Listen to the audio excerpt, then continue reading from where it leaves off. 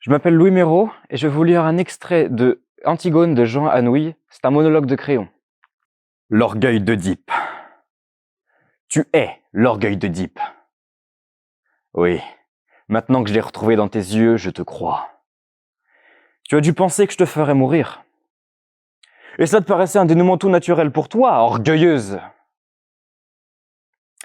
Pour ton père non plus, je ne dis pas le bonheur, il n'en était pas question. Le malheur humain, c'était trop peu. L'humain vous gêne aux entournures de la famille. Il vous faut un tête-à-tête avec le destin et la mort.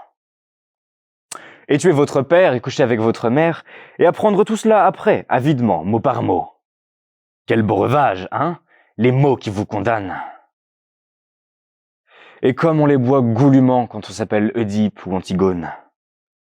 Et le plus simple après, c'est encore de se crever les yeux et d'aller mendier avec ses enfants sur les routes. Eh bien non! Ces temps sont révolus pour Thèbes. Thèbes a droit maintenant à un prince sans histoire. Moi, je m'appelle seulement Créon. Dieu merci.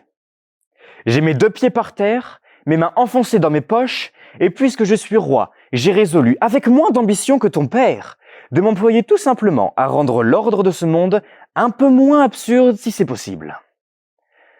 Ce n'est même pas une aventure, c'est un métier pour tous les jours, et pas toujours drôle, comme tous les métiers. Mais puisque je suis là pour le faire, je vais le faire. Et si demain, un messager crasseux dévale du fond des montagnes pour m'annoncer qu'il n'est pas très sûr non plus de ma naissance, je le prierai tout simplement de s'en retourner d'où il vient et je ne m'en irai pas pour si peu regarder ta tante sous le nez et me mettre à confronter les dates. Les rois ont autre chose à faire que du pathétique personnel, ma petite fille. Alors écoute-moi bien. Tu es Antigone. Tu es la fille d'Œdipe, soit, mais tu as 20 ans.